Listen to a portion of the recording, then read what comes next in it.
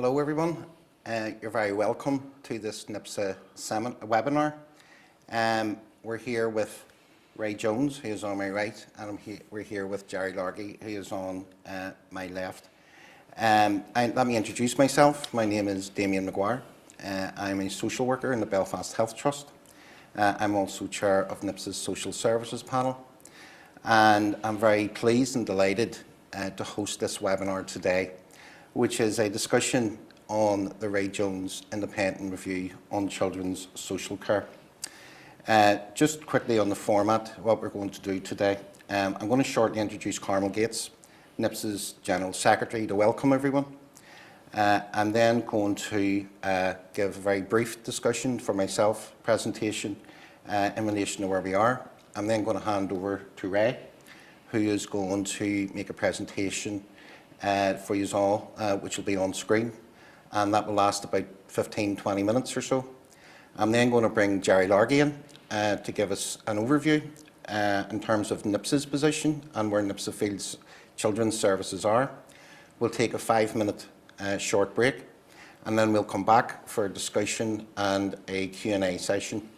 There's the availability of chat on the screen, and what we want to do is put in, people have questions specifically for Ray and Jerry. If you can put those into the chat, we will get round to them hopefully in about an hour or so.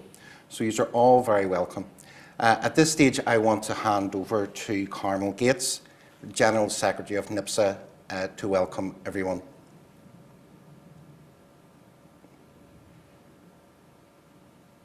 Hello, I don't know if you can hear me, Dee, but for some reason my video hasn't started to work. So the host, I think, needs to let me.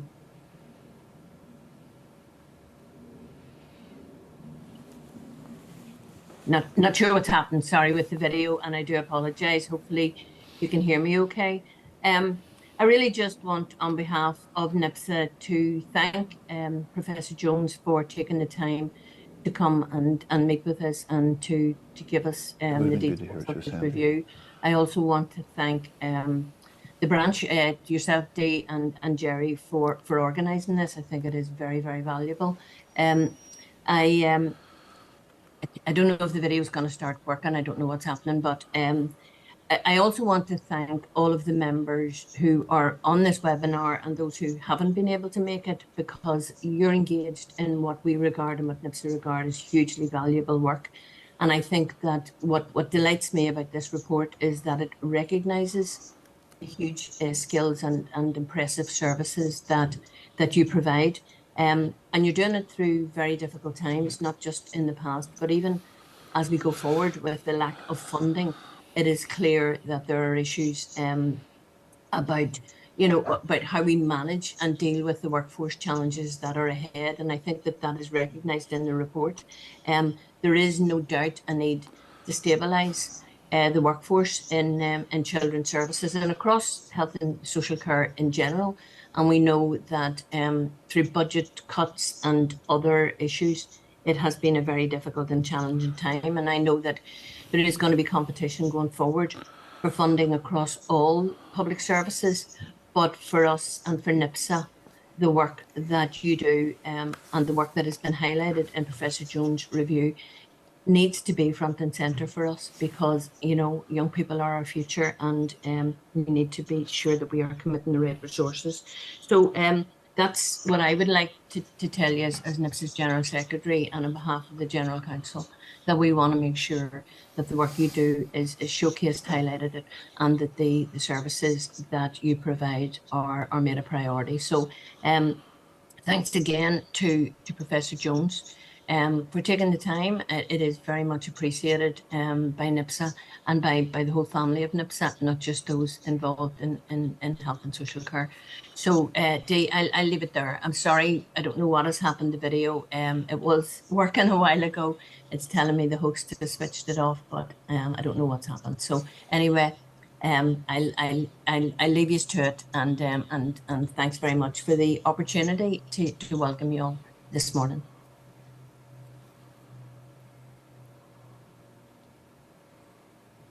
Okay, thank you very much, Carmel. Hopefully everyone heard that, and very wise words from our General Secretary.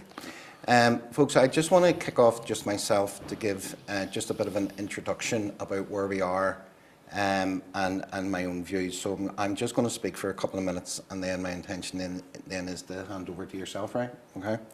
So depending on where you work, there is a range of differing views of where children's social care services currently are in delivering for families and children. From NIPSA's perspective, this has been something that we've been saying for many years, that the service is in crisis, and this is really confirmed by what Ray Jones has said in his report. We've heard this from our members across different parts of children's services, and we've seen the evidence of this in empty chairs, unallocated cases and vacant caseloads, and an inability across all HSC trusts to recruit and retain social work staff, and critically, other support staff. And I think it's really important that we acknowledge other support staff, such as our personal advisors, our administration staff, and our contact workers. Let us be clear, there's always been challenges in recruiting and retaining staff in areas such as family support, leaving and aftercare, lack, children with disabilities, etc. And as a trade union representative, I have heard repeatedly from NIPSA members across children's community services that they work in a system that has failed to provide proper and appropriate support to families and to children. Let me be clear, this is not the fault of social workers, personal advisors, contact workers, or any other grade working across children's community services. These groups of staff go above and beyond continuously. They work into the night and at weekends, trying to support children and families in an ever-increasing workload and within a bureaucratic system that constantly places new demands on them as workers. Record numbers of referrals, record numbers of children in care, record numbers of children in need across our children's social care services only tells part of the story. It doesn't tell us of the human stories behind our members' struggles to provide quality services. It doesn't tell us about the human stories of children and families that have been failed. Because behind all of this are human beings. One that desperately wants to provide the best service possible to children and families, and all the other human beings who, for whatever reason, need support to get them through difficult times, and others who need protected. So enter Ray Jones, who, along with his team, and I want to emphasise the support you got from your team, Ray, because I know that that was really important to you. Ray was tasked with independently reviewing children's social care services in Northern Ireland. In a short time, he has produced a report that is thought-provoking and, dare I say it, in some parts, controversial. He has produced 53 recommendations. So what we may have expected, some have taken us by surprise, and some may even be viewed as controversial. And hopefully we'll touch on some of the views that people have in relation to that throughout this discussion. The sheer breadth of the report means that not everyone who has read the report will agree with everything Ray has recommended, and that's absolutely fine, and that includes NIPSA. As a leading trade union in children's social care services, we will provide a constructive response based on our members' views, and we will provide our response to our members whenever it's done. I do have to say, however, we were a bit surprised that before the consultation even went public, the Department of Health rejected one particular recommendation, whilst being, shall we say diplomatically, a bit lukewarm about some other recommendations. However, what does appear to be collectively agreed, irrespective if you work in the Health Trust, Department of Health, or in the community and voluntary sector, is there is an urgent and unquestionable need for change. This is the report, folks. It's a wee bit dog-eared, so it is, and because I've been reading it, I've been reading many things lately in relation to children's social care. However, at this juncture, I would like to hand over to Ray to give a presentation for about 15-20 minutes in relation to his report. Ray, over to yourself. Damien, thanks for that. And the presentation I'm about to show, and I think you can possibly see it on screen now, it was a presentation I gave at the NICON conference a few weeks ago.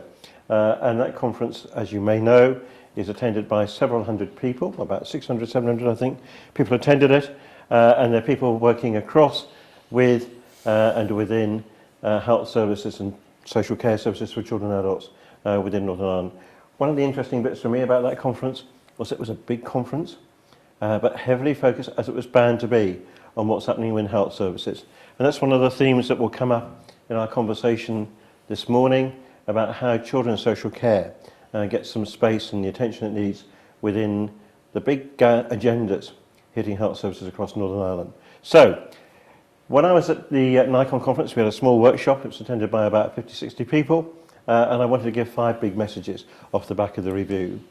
And the review was started in February 2022, reported in June 2023, and it was commissioned because there was a whole range of concerns about what was happening for children and families across Northern Ireland and the real pressures with the children's social care and big issues for the workforce trying to deliver services to help children and families across Northern Ireland.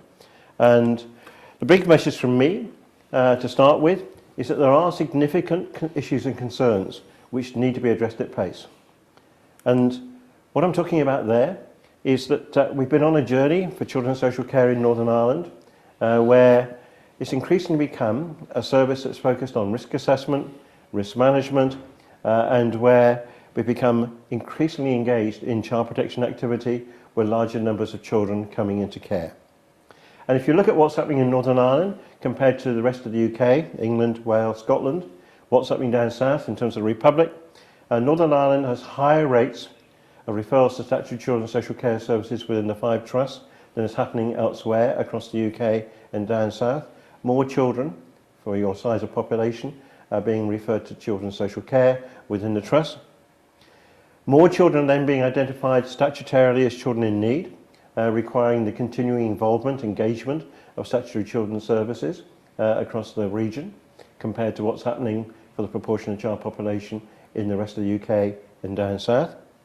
You have a higher percentage of children, we have a higher percentage of children in Northern Ireland with child protection plans compared to what's happening in the rest of the UK and down south. And the rate of the growth of the number of children in care, which is going up and up and up, the rate of that growth is steeper, greater, quicker than is happening across the rest of the UK and down south. So we have a system which is generating, demanding more work, and that then shows up in terms of being able, or are we able, to meet the demand that's coming in for assistance from social workers and others working in children's social care and working alongside children's social care, both in the statutory sector but also in the voluntary and community sector. And one of the big issues, as you all know, and it's right across Northern Ireland, the 5 trusts, is the increasing number of unallocated cases. When I took a snapshot, I've been watching the trends, but when I took a snapshot in February 2023, at that point in time there were just under 2,000 cases unallocated who'd crossed the threshold for engagement with statutory children's social care services, but where at that point in time the case was waiting for allocation for somebody to give it attention. And at almost 2,000 cases, there's probably over 4,000 children. And my reason for saying that is that some of those children and cases waiting for allocation at Gateway in particular, within Gateway teams, were still waiting that initial assessment. And that means that probably within those families who count as an unallocated case, there might have been 2 or 3 children. So probably over 4,000 children who crossed the initial threshold for engagement with statutory children's services where they were waiting for allocation. And some of those unallocated cases were further down the system. Children who were in care, looked after children, who at that point in time had no allocated worker. And the other phrase there is about unattended cases. It's a phrase I've heard in Northern Ireland. I hadn't come across it particularly elsewhere, but in Northern Ireland I've been told about unattended cases, and these are cases which have been allocated, where there's a named worker for the case, but where the time and the attention you can give to that case is very limited. Unattended cases. And all of that increasing demand, work being unallocated and unattended, is within the context also of a significant issue, crisis maybe, within the workforce. Relatively high levels of vacancies and lots of churn and change. And in February 2023, across children's social work services and adult social work services in the Trust, there was a vacancy level of 15%. But if you look at that in terms of the different stages of a young person's career through children's social care services, gateway teams, family intervention teams, looked after children's teams, leaving care teams, children with disability teams, Some of those teams were carrying vacancies of 30, 40, 50% in terms of the workforce, at a time when the demand was increasing for the attention to be given to those cases by children's social care services. And not only was there higher levels of vacancies, and they've been increasing, but a lot of churn and change in the workforce as well. And that's really difficult then to provide a good service if we don't have a stable workforce, experienced workforce, and a workforce that feels that it's on top of what it needs to be doing. So that's the first big message. The second big message is these issues are systemic and they're endemic. What I mean by systemic is they're not the failing of individuals, and they're not a recent creation in terms of being something that's just popped up. They run right across the region. You find these issues that we're talking about just now increasingly embedded in each of the 5 health and social care trusts, with knock-on impacts for colleagues working in the voluntary and community sector as well, and an impact for those working alongside children's social care, maybe within other health services, within education, with youth justice, etc. So they're systemic in the sense that they're embedded now, ingrained within the system, and they're long-standing. It's not something that's just popped up because of the difficulties created by COVID, although that clearly hasn't helped, but they've been building up, increasing, becoming more significant over a period of quite a number of years. So the difficulties that we're facing are systemic and they're endemic. But I make the comment there that they're fixable. And one of the phrases I've heard about Northern Ireland is Northern Ireland is quite small, and the other phrases I've heard, it's not that big. Actually, we can get our hands around this, we can grip this, we can do something about it. This is fixable. Big message 3 is that if you look back over what's been happening over the last 15, 20 years in Northern Ireland, and Northern Ireland is not alone in this. If you look at what's happening across the rest of the UK, if you look at what's happening down south, it's also been a similar trend in terms of where services have been taken. But my pitch to you in terms of the review report and any conversations that we're about to have and might have is that our services have become unbalanced, and we've been going down a route which is taking us up a cul-de-sac, which I'll talk about a bit now.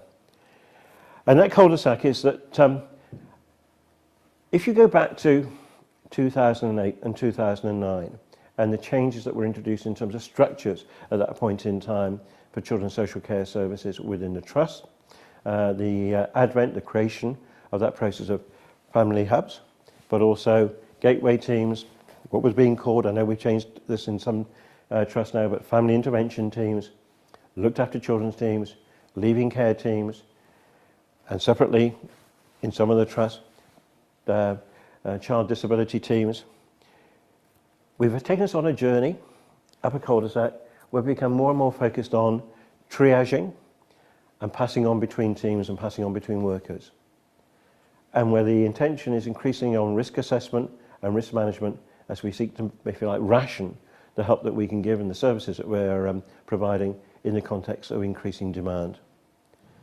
And that runs against the intention of the Children Order, the primary legislation that we have for children's social care in Northern Ireland, embedded in the Children's Order of 1995, with the intention of that Children's Order that we would work alongside families when they were struggling and be there for children who were in need because of the difficulties within their families. And that would be the primary focus, the bedrock of our work across the voluntary sector, community sector, but also across the statutory sector.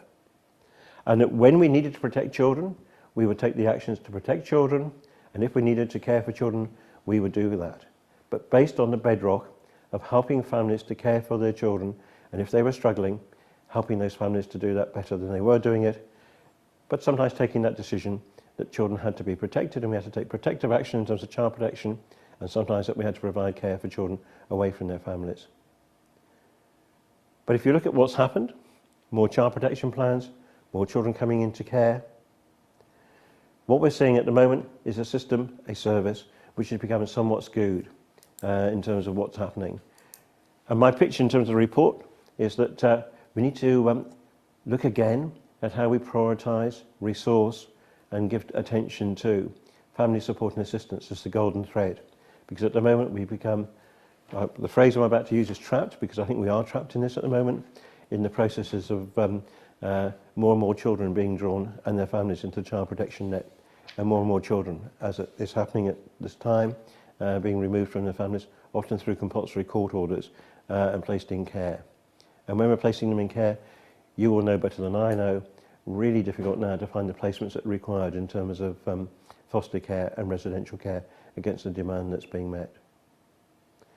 And what that means in terms of family support is being beside families when they're really being ground down by poverty, when they're being ground down sometimes by the threat and fear within their communities, when they're being ground down by relationship difficulties, both within their families, but within their extended families, and maybe within their communities as well. What it means for some parents and some families is that their experience themselves of parenting when they were growing up were not that good, and helping them to understand and to deliver what's now required in terms of reasonable care for their children is something that they might need help with. But it's really difficult. I've been talking about this over the last few days in other contexts as well, in the Belfast Trust, Northern Trust, etc. It's really difficult to parent well if you're knackered, if you're exhausted, if you're frightened, if you can't think how to get through the week. And what you might be doing as a parent is turning to drug and alcohol as a means of, if you like, trying to sustain yourself and contain your emotions. Difficult to get up in the morning, no routine for your children. And maybe mental health difficulties in terms of anxiety and depression. So one of the things I've heard about from the voluntary and community sector, but from colleagues working across statutory services as well, social workers, but also other colleagues working in health professions, other workers working in children's social care teams, family support workers, contact workers, social assistants, is the difficulty of actually having the time to commit to be beside families who are struggling. And my pitch on this is that one of the reasons for this is our system has become skewed. It's under-resourced, but it's also become skewed. Much more around risk management, risk assessments, and that it's promoting, spiralling the increasing child protection activity and numbers of children being removed from their families. Big message 4, in terms of what I was saying at the NICON conference and what I've been saying in other presentations and conversations, not just recently, but to be honest, for several months now. If you actually look across Northern Ireland, our statutory children's social care services embedded in the Health and Social Care Trust, and that goes back a long time. That goes back 50 years to 1973, when, because of concerns then about bias, sectarianism within local councils, a whole range of services were taken out of the local councils 50 years ago: education, housing, social services. And social services for children and adults placed within the Health and Social Care Trust. But the Health and Social Care Trust are really big organisations. When I was talking to colleagues and with colleagues in Belfast yesterday, I was reflecting that in the Belfast Trust, if you were across the water in England or Wales, I live in Wales, if you were across the water in England and Wales, the Belfast Trust would be 7 or 8 separate organisations. There would be a trust and a trust board and a trust organisation for each of the acute hospitals. There would be a separate organisation for mental health services, maybe combining, but maybe separate, for learning disability services. There would be a separate organisation overseeing and developing and managing community health services. There would be a separate organisation, the local council, providing adult social care. And there would be a separate service, again, provided in Wales and England and in Scotland as well, by local councils in relation to children's social care responsibilities. In Northern Ireland, all of those have been integrated, merged within really big organisations as Health and Social Care Trusts. And those trusts themselves are having to give a lot of attention. They're bombarded by the issues within the health service, especially within hospitals. And if you look at the media, and I do when I'm in Northern Ireland, you know, that news slot for Northern Ireland that comes up at 7:30 on BBC in the morning, comes up at 10:30 in the evening. I usually get up with one and go to bed with the other. The tension in those news broadcasts is often about what's happening in hospitals. Ambulance waits outside of A&E, delays within A&E, difficulties from getting from A&E into beds when you need to be admitted, difficulty in getting people out of beds, difficulty in terms of the provision of primary care, health care, GP practices across Northern Ireland, difficulties in terms of community health services, mental health services. And especially in terms of that issue around the hospitals, going back to the Bengoa review, one of the concerns I've got is we have lots of reviews in Northern Ireland, but do they get any traction? Does anybody do anything with them afterwards? but the issues identified in the Bengoa review of whatever it was now, 6-7 years ago, are still there in terms of the hospitals really struggling to tackle the issues they have to tackle. And that dominates the attention that's given by managers and leaders, senior managers and leaders, and the boards within the Health and Social Care Trust. So one of my issues is that within Children's Social Care Services, the leaders, the Directors of Children's Services, the senior managers, sometimes other managers, are distracted by the big corporate issues facing the Trust, especially around healthcare. The Directors of Children's Services have told me that they probably don't give more than about 33%, about a third of their time to actually what's going on at the front line of their children's social care services, because they're giving a lot of attention, along with other senior managers in the Trust, to what's going on within health services. Some of the Directors of Children's Services have really wide spans of responsibility, taking into their remit, having allocated to them responsibilities for a whole range of health services, sometimes inpatient paediatric care, maternity care, women's issues in terms of health care, etc. And within that context, we don't have the grip that we need to have on what's happening at the front line in terms of our children's social care services within the Health and Social Care Trust, and we don't have necessarily the attention we give that we want to give, everybody wants to give, to what's happening to children and families in the community. So one of my pitches in terms of leadership and management, because I do think this is important, and I think it's important because if we're going to generate some of the change that needs to be generated, it needs the impetus and the attention of the leaders to make it happen, along with all of us who have an interest in what's happening in children's social care and are working within it. But our leaders need to be down and out more than up and in. And when I say our leaders need to be down and out, what I mean is they need to be really focused on what's happening at frontline services. And many colleagues here today, I know, will be working in frontline services and alongside frontline services. We want our leaders to have more time, capacity, to give the attention to what's happening at the front line. And that's the bit about needing to be down. And needing to be out, having even more time to give to what's happening to children and families in our communities, but also engaging in terms of partnership working with colleagues working within other services out in the community as well, within local councils, within voluntary and community sector, local community groups, in our schools, within our policing, etc. All those colleagues who are working together, or maybe working separately, because I see quite a lot of siloed practice out in the community. I want our leaders to be out there in the communities, seeing what's happening, building the joint agendas, along with people living within those communities, children and families, those working within those communities, to achieve some of the change, which I'm really thinking, really committed, really understanding, needs to be achieved in Northern Ireland. And down and out more than up and in, because at the moment, the leaders in children's social care services and the managers in children's social care services are spending a lot of time looking up to the Department of Health. And one of my concerns is the Department of Health is gobbling up quite a lot of time and attention, which ought to be given to looking down into our organisations to the front line and looking out into the community. So I want to reset the relationship between the Department of Health and the organisations delivering social care services for children and for families.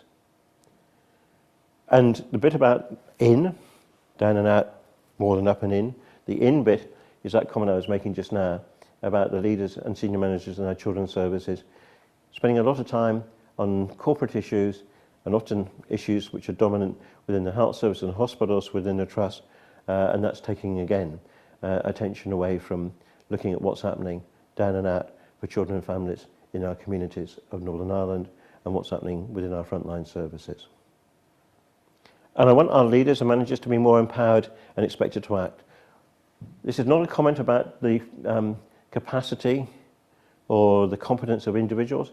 It's about the systemic and endemic concerns that have been around for a long time in Northern Ireland and which aren't getting the attention.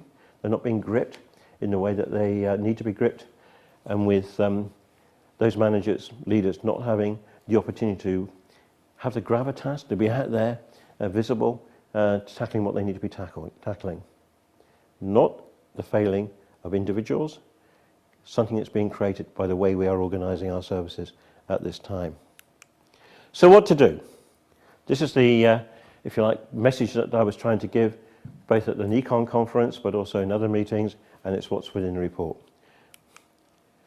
One of the things that I think is needed is a big reset in terms of how we organise our services. And there you see, and it's not in the report, in the review report, I give an option appraisal of a number of options, but alongside what was being prepared in terms of the review report that I, with others, was involved in preparing, there was a separate exercise undertaken in the Department of Health about a so-called options appraisal, looking at future options possibly for children's social care services. And the red bits there are my phrases, not the phrases from the Department of Health. But one option is business as usual. We make no change. Just carry on as we are at the moment, and hopefully, maybe, possibly, it'll get better. I have to say, I think we would be losing the lessons of history if we thought that just by standing still and continuing as we are at the moment, we're going to address the issues that need to be addressed. The second option there is that changes within existing structures, ALB structures, ALB, arm's length bodies, that phrase you use in Northern Ireland for so many of your delivery organisations for public services. So making some change within the existing ALB structures, keeping the Health and Social Care Trust as they are at the moment, keeping the Education Authority as it is at the moment, keeping the Youth Justice Agency as it is at the moment, and trying to tackle some of the sharp-end issues that are around at the moment, and which have been around for quite a long time, trying to tackle those by some limited, what I would call piecemeal reform. And there's a Children's Strategic Reform Board that's been established by the Department of Health to tackle some of those issues, and that's quite appropriate because they do need to be tackled with some urgency and at pace. But I don't think they're going to be the solution, because we're not actually getting back and understanding the systemic and the endemic concerns that we have, which need more fundamental attention. The fallacy in the fudge, my phrase, options there. In mental health services, for example, you've established across Northern Ireland, it has been established across Northern Ireland to have a collaborative board, in essence, trying to pull together and coordinate activity across the 5 trusts in relation to mental health services. My own view about it, again, it doesn't actually have the grip and the attention on really sharp issues at the front line and out in the communities which need to be tackled. Indeed, what it will probably do, my view, is create more noise, be an additional distraction, and we'll kid ourselves that we can make progress in this way, and actually I think we'll just make it more complicated.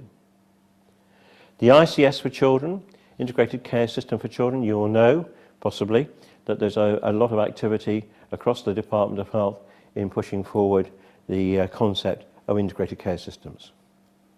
And within that context, there's been a more recent conversation about an integrated care system for children. This is at a different level. This is about trying to have a planning process, a strategic planning process that leads to more coherent services and coordinated services for children on the ground. It's not about the actual delivery and the management of that delivery of services on the ground. And that's where I think we need to give the attention. So I think that could be potentially both a fallacy in terms of delivering what needs to be delivered, but also a bit of a fudge because we think we've made the difference and we won't. So my pitch is we need a fix. We don't need a freeze, we don't need a fudge, we need a fix. And the strong recommendation from this review is that what we need to have is the opportunity to give the dedicated time and attention to what needs to be addressed for children and families in Northern Ireland, both through our statutory children's services, but working in partnership with others as well. And that time and attention, that grip at the moment, isn't being given, because children and families within the trust, for example, services for children and families in the trust in terms of social care services, are a bit of a, not marginal interest, but a bit of a minor interest compared to the big agendas facing the trust at the moment around health services and hospitals. So my proposal, the proposal, is that there ought to be a children and families social care arm's length body as a regional body across Northern Ireland. And when I say my proposal, and I wrote the report, I prepared the report, advised by others, but what's within that proposal is based on what I've heard from a lot of people in Northern Ireland. During the review, most of my time was spent getting out and meeting with people across Northern Ireland, children and young people in care, through VOIPIC, through the Cedar Foundation, for example, parents and other family members who have contact and who use children's social care services, facilitated for me by Children in Northern Ireland, but also through, for example, domestic violence women's aid organisations across Northern Ireland, voluntary organisations working with families with disabled children, but also patient and user groups in different trust areas. It's also been informed in terms of that recommendation by the conversations, quite a number of conversations over a period of 16 months I've had with a large number of colleagues working within and alongside children's social care services. And when I say that, I really have benefited from very wise advice. I've also seen many, many really good services, and I've met some very committed and long-serving workers within those services as well. But overall, it's patchy. Overall, our working is often siloed, and often it's inconsistent across Northern Ireland in terms of what's happening in one area compared to another. And within the ALB proposal, an arm's length body proposal, I suggested it might be extended, not just including within it those who are currently working within children's social care within the existing health and social care trust, but I'd make a pitch that, and having met with education welfare officers within the educational authority, I think the number is about 210, and I think about 160 of them are qualified social workers, fully qualified social workers. When I've met with colleagues working within the Youth Justice Agency, about 70, I think, 70 to 80, and half of them are social workers, half of them are youth workers in particular, a few other professions, but mainly social workers and youth workers. When I've met with youth workers in the statutory youth service provided through the Educational Authority and have had conversations with them, I've received two messages. One is they're also struggling in terms of what they're being asked to do, but secondly that they see an affinity for themselves in terms of the work that they do out in communities with children and young people and with those families.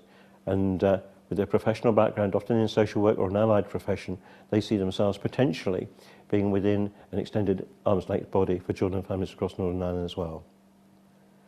One bit that's come up, and it's not covered in my review report, in the review report we prepared, but is having a children and families health and social care ALB. I think that's difficult. I think it may be fallible. I think it's quite fraught. Fraught in the sense of when I've met with public health nurses, school nurses, health visitors, when I met with health professionals working within what I call clinical CAMs, both within Beachcroft but out in the community as well, what I've been told about is their identity is very strongly as health professionals, and they want to remain primarily within the health service. I think there's a difficulty also of taking them outside the health service because they need to be relating to their inpatient colleagues, and they need to be having access to the diagnostics available within the health services and within the provided by the trust as well. So I think there's a different nature there in terms of how they want to be located. But also I think this is not about unwinding integration. I want to see more rather than less integration. You might want to come back to this in terms of conversation. And I think that the way we achieve this is by having a vision and a commitment. And we may have people deployed in different organisations. I'm about to give a couple of examples about this in a moment. Deployed in different organisations, but seconded out into multi-professional, community-based, local work groups working with children and families. So two very quick examples from me, what I'm used to elsewhere, but what I've not seen in Northern Ireland.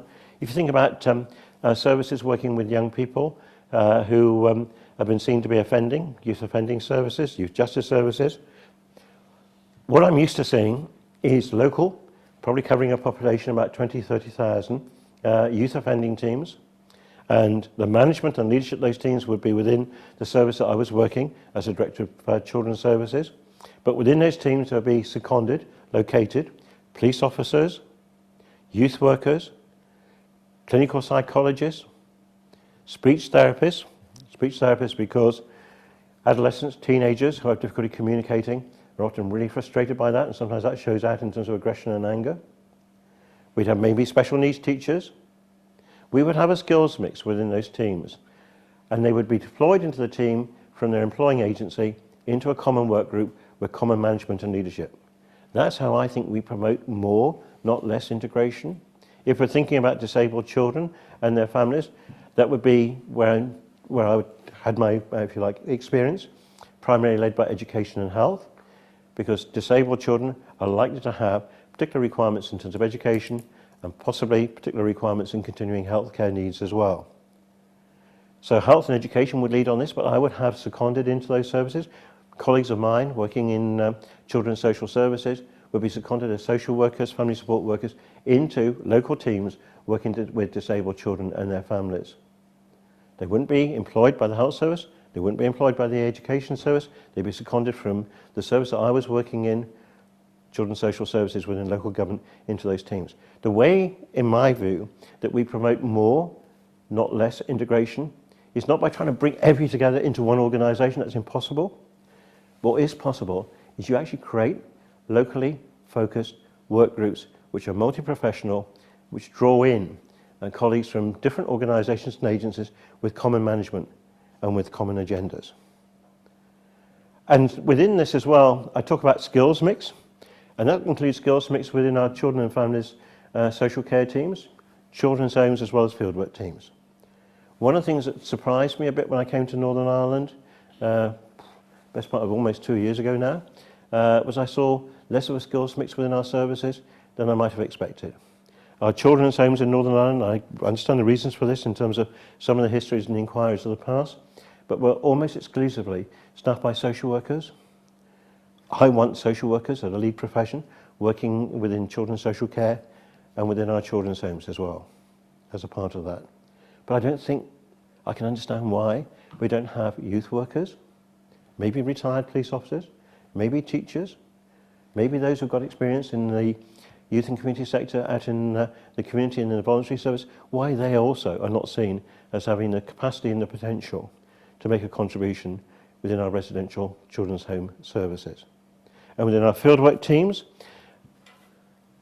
again, I was a little bit surprised that we didn't have the skills mix that I might have expected within our children's social services teams, social care teams. So here's my pitch on this. Alongside social workers, I'm a social worker, and actually you need that input, that professional leadership that you get from social work in terms of sometimes having to harness really complex but moving information about what's happening for a child and family, and to make sense of that in terms of understanding what's happening when you're not there within that family and take decisions about what might be available to help that family or what might be necessary in terms of protecting a child. So I'm a social worker, was a professor of social work. This is not knocking social workers. Social work are at the centre of this. But alongside social workers within those teams, I wonder why we haven't got, but I know we've changed some of that to some extent, more family support workers, more social work assistants, more contact workers, more admin colleagues, actually balancing out the work within those teams. Some of those workers, family support workers for example, are able to give maybe in a team more time and attention to a mum that really needs a bit of befriending and looking after herself when she's absolutely knackered and going under. And you don't have necessarily a qualified social worker either having the time or needing the time to be there 2 or 3 times a week to do that. But you can be working alongside a family support worker and a social worker together who actually are achieving that for a family and often the mothers in that family as well. Admin colleagues, we should have less bureaucracy. Come back to me on that if you want. We need to get away from the amount of time that we're being gobbled at just following the rules at the moment and the procedures. Come back to me if you want to on that. But in terms of the bureaucracy, the proceduralisation, administration is bound to be necessary still.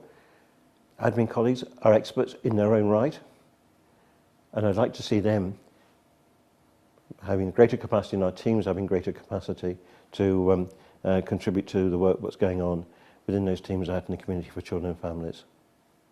I'd also like to see in those teams in terms of multi-skilling, integrated working, and I know about this elsewhere, but the deployment within those teams of domestic violence workers, mental health workers,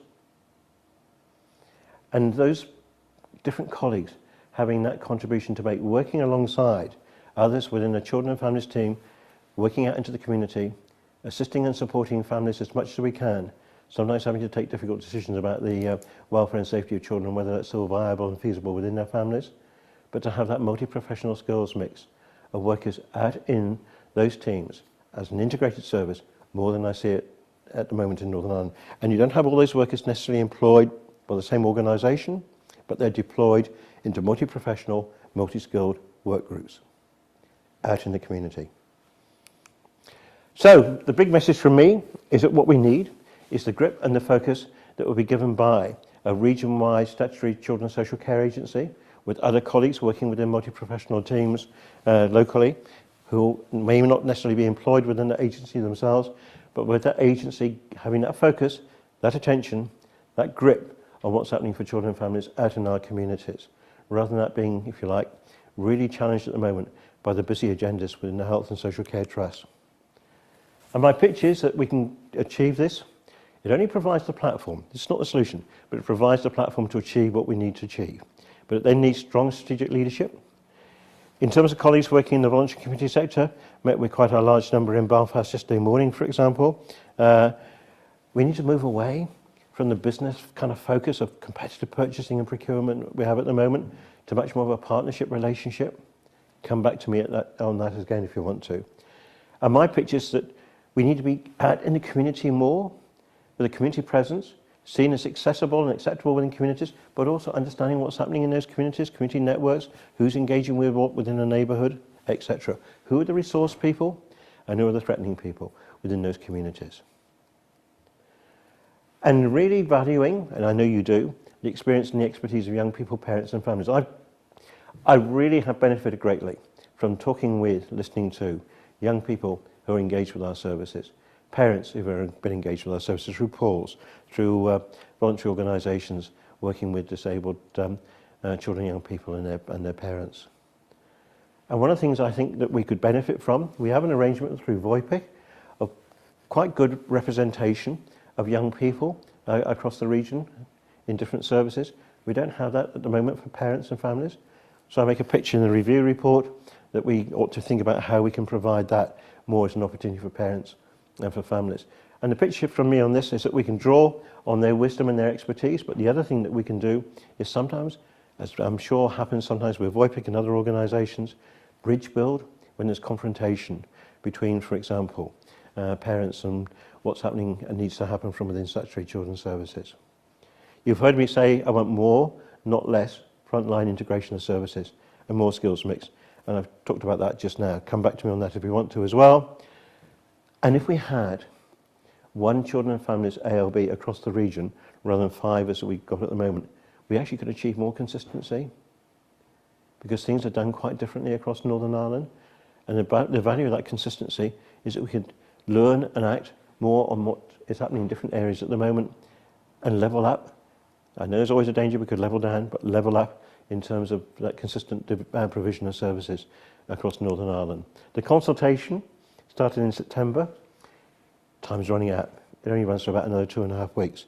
And my view, my advice, my wish is that you really give some time and attention. I know you're very busy, and I know that NIPSA are moving forward on this as well. But respond to the consultation because we have to get some impetus behind this. Otherwise, this will just drift. It'll be another review that just goes on the shelf. So 5 big messages from me to finish. There are significant issues and concerns. They are systemic and endemic. The services have become somewhat skewed and need to be reset and rebalanced to some extent at this point in time because we've gone down a cul-de-sac that none of us, I don't think, particularly thought that we wanted to go down. That we need the leaders to actually be able to give attention and to have the accountability and authority to tackle the issues that they need to tackle. They need to tackle them in consultation with us and with our involvement as well. And that's to be achieved by, in my view, a region-wide Children and Families ALB. Thank you very much. Thank you, Ray. And you want a wee bit of your time, so you don't. It's hard to talk because it's such a wide and complex issue.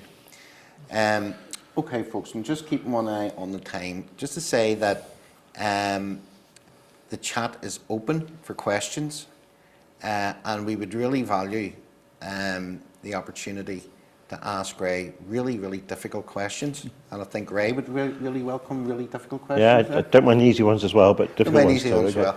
But I'm requesting that they're really difficult in particular, so yeah, but that's just me. I'm just conscious of the time, so I'm going to hand over to Jerry. Jerry, I want you to stick to 10 minutes. I remember what happened in the Stormont Hotel, where you didn't stick to 10 minutes.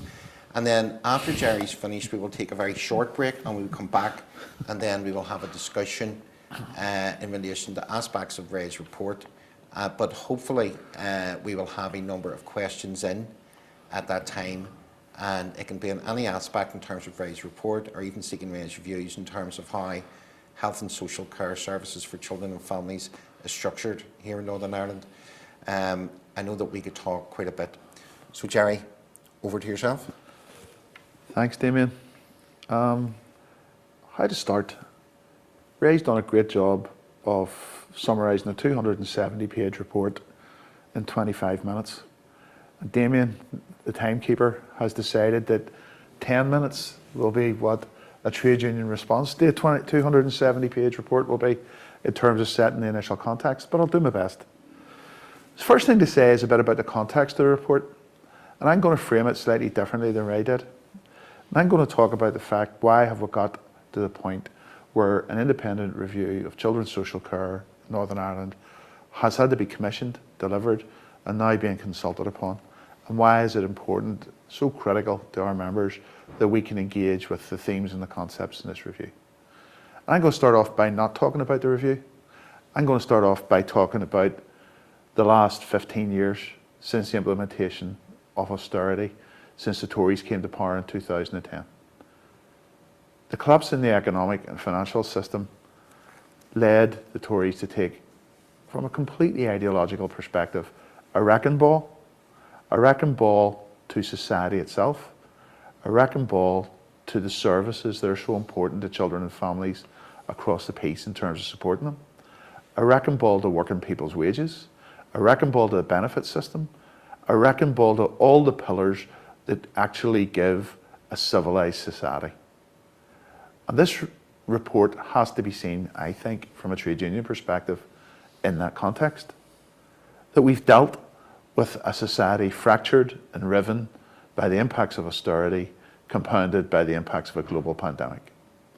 But not content with that broader wrecking ball approach, we've also had to deal with the impact of the wrecking ball that's been taken to the health and social care system at a UK level and here in Northern Ireland, where people have made very conscious decisions about the adequacy of resource made available to deal with the consequences of their political action. Because make no mistake, children's services is the A&E, is the ED, where families whose lives have been blighted by worklessness, by inadequate benefits, by poverty, by the inability to get supports in their family and community, rock into, expecting a response that we can put in place to support them, and when we can't, to at least make sure that their children are protected and safe. And in every measure you want to put, the endemic and systemic failure, the crises that Ray outlines in the report, are actually endemic and systemic failures. Failures of the political system in Northern Ireland, failures of the administrative system in the health service, and also failures of delivery by the strategic leadership that manages children's social care services. Because, in truth, NIPSA's members have views that are not radical on the surface of it, but which seem to pose profound challenge to the system we work in. I'm going to paraphrase a comment by James Connolly that he made at one point, which was, "Our demands most reasonable are, we only want the earth." And the earth, in terms of what it looks like for NIPSA members in children's social care and social work, look like really, really radical things, like safe and doable jobs. A chance to do what we're actually trained to do, and not to service some bright sparks idea of an IT system that produces great Gantt charts, great accountability, and shines an increasingly bright spotlight on rows and rows of empty desks, empty teams, and empty offices. And the third pillar for NIPSA in this is that, as well as a chance to do what you're paid to do, as well as a chance to do what you're paid to do in a safe environment where you get a chance to work, is that we would actually quite like the chance to be recognised for what we do. They get fair and reasonable pay for the work that our members are asked to undertake on behalf of society. It's a source of deep frustration to me that however you dress it up, that those very, very basic concepts end up being seen as something earth-shattering and revolutionary. But that's been the basic position for trade unions for a protected period of time. And it's been the failure of the system to provide those three basic pillars that has provided the scenario within which Professor Jones has arrived and delivered this independent review. The independent review poses quite profound questions for NIPSA. It poses quite profound questions for our members, because in some ways it's not our members' responsibility to endure the unendurable, to pretend that there's a workforce when there isn't one, to keep 100% of service going in teams where vacancy rates do go from 40 to 50, and in some cases, in some service areas, they've gone higher than that. What does a service actually look like when there's nobody working in it? Because one of the most basic messages that we've tried to engage on as the review is being developed, as it's been launched, and with the range of stakeholders, has been the fact that without a workforce, structures don't matter. Without a workforce, processes don't matter. And the fact is, at this stage, whole service areas are in danger of collapsing because there is no workforce. So the urgency of this, the need for us to have a focus on the issues that Ray has covered, is huge. And Professor Jones's report is an unusual report in the sense that in Northern Ireland, many reports previously have been characterised by very high levels of prescription. Do this, don't do that. Whatever you do, don't do that. These are the 3 things you need to do in this area. And instead, Professor Jones has taken an approach which is focused on defining the problems, outlining the end point that people would like to get to. And as it's mostly social care and social work members on this call, I'm going to imagine there will be no argument on the end point that Professor Jones has outlined. An end point that sees social work being focused on actually getting a chance to work it with families rather than servicing some god-awful bureaucratic system like Paris or Encompass that gets you the chance to actually be beside families when they're in difficulty and see change and support happening to them. I only can speak for myself and for an extent Damien and some of the other people I know. Most of us trained to actually make a bit of a difference when we're out working with people. Not to be experts in hitting buttons on a computer system, not to be experts in managing process for the sake of process, but they actually have the chance to deliver change in families and in children's lives. And that's the end point that I think there's broad agreement on. This report offers opportunities to move towards that. But how we're going to do it in terms of the big messages that Ray has outlined in his presentation is the piece where the contention, the challenge and the conversation is going to be. Because there is no magic bullet here. No report, however well written, however well constructed, or however wise or unwise the statements in it are, is actually going to take us there. How is change to be delivered in a system where after 50 years of being in an integrated health and social care system, an independent reviewer, the Strategic Investment Board, and the collected wit and wisdom of the people gathered around that couldn't actually work out how much money is being spent on children's social care? It is a damning indictment of the system we're working in day and daily, that we're sitting 16 months after an independent review is commissioned with nobody having any idea about how much money is actually spent and how much money is siphoned off for various other projects, so that we could actually begin to build a platform to actually do the work we're employed to do. Because while the focus has been on the workforce crisis, in some sense that workforce crisis has been consciously generated by a Department of Health that has repeatedly refused requests from its own professional officers to increase the amount of social workers available for training, to begin to actually say there is a major workforce issue here and expand capacity to make sure there's services there for children and families who need it. And to the operational people in trusts at the most senior levels, the directors, the trust boards, the chief executives, 50 years of custodianship of a workforce has led us to a place where half of it is missing in places. I'm going to make a very bad analogy here, and I'm going to characterise Ray, Professor Jones, as someone who's been brought in to chair a case conference. And the case conference has been, is the children's social care workforce neglected? And does that level of neglect mean they should put in the register or not? And it'll be the contention that I make in this conversation that the answer in this case conference, and the answer threaded through Professor Jones' report, is that it has been. The assessment of the parenting skills, the assessment of the capacity building skills of the people who are supposed to nurture and develop a workforce that can then provide the services so many vulnerable families and at-risk children can rely on, have miserably failed. And that what we need now is the complete reset of service, is the complete rebuild out, and is a platform that allows us to get to the end point that social workers want to be in, which is they actually get doing the work that they're trained to do, and they get supported in the doing of it. So I'm going to finish by coming on to just 2 points here. Ray had a worry, and Professor Jones had a worry when he did his report, talking about the long history here in Northern Ireland of getting great reports, saying, God, that looks really interesting. What are we going to do with it? I'm sure there's a shelf somewhere we can get it onto. And I'm consciously working to do that. I actually think we're going to see a different approach here, and this is the risk for NIPSA and our members. The risk for us is that how this report is actually going to be killed is by wrapping lots and lots of structure around it that everybody's going to do things in. And that everybody's got to drive to get to the lowest common denominator. And everybody's got a regional workshop for this. We need consistency in that. We must have a good think about how we do this. And it's well-intentioned, and it comes from a place which is about support and change. But the risk is that what it will actually do is stifle change. Because when your world is on fire, and make no mistake, for NIPSA's members in most areas in children's social care, the world is on fire. It doesn't matter where you work, whether it's early years, whether it's in looked after children's services, children with disability, gateway, family support, the world feels like it's on fire. And when the world's on fire, the tendency for us all is to say, what difference does it make? Why would we be bothered? Why will we do this? But part of the thread in the conversation for us in this today is going to be, is that a viable option for NIPSA? Is it a viable option for our members to take that approach and leave people in places where services are on the point of collapse, where workforce has reached the point of chronic instability?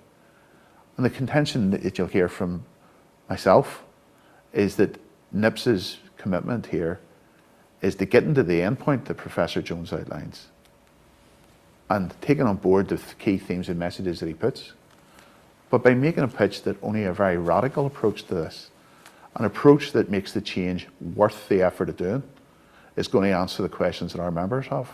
And it has to be change that's resourced. This is not a low-cost, no-cost option. This is going to require public sector investment to build the sort of services that vulnerable children and families are entitled to, have an expectation they can get, and that our members want to deliver. But I think when the doing of this, we have to see change embraced, co-design and co-production put at the centre of the approaches, not tokenism, not a seat here and a seat there on a board, but an actual approach that says, you're the people who work in this service at all levels, and I include the most senior managers and trust down in this. You have the answers and the solutions in your hands.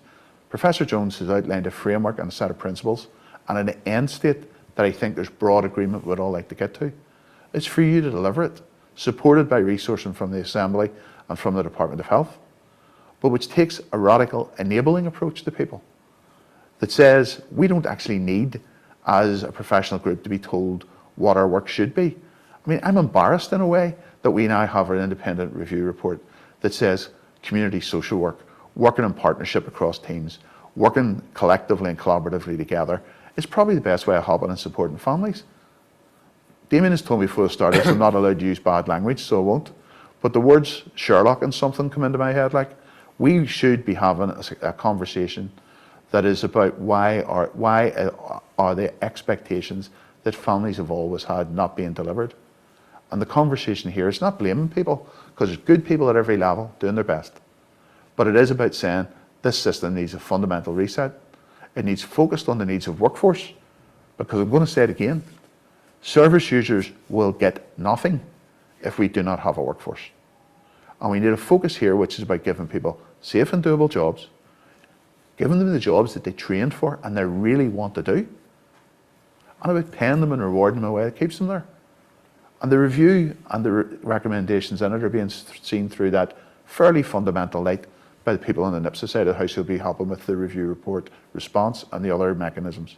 So I'm going to wind up there, Damien, and say thanks very much for the opportunity to do that, this short intervention, and alongside that to make a point about the questions in the chat. People have given Damien, people have given me questions, but it'd be very, very good to see more questions coming in the chat, because you're the people on the ground in the different arts and parts of Northern Ireland who'll have your own perspective on it, and it's important that all of us hear your points on this. So thanks very much. Thank you, Jerry. Folks, at the moment we have, I think, one question in, so we would really value some questions. Put it in the chat, that'll come up on our screens, and we can ask both Jerry and Ray question, and I might even contribute myself to a bit of that. So what we're going to do just is take a very short break, and when we come back we will have a discussion, and we will then move to a Q&A in relation to aspects of Ray's report and where this goes into the future. So we'll take a very short 5-minute comfort break, and we'll be back just after 5 to 11. Okay, thank you.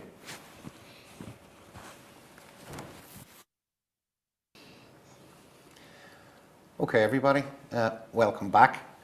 We're ready now to move into a discussion, a Q&A, and I can see the questions are coming in, and what I want to do is try and get through as many of these as possible, okay?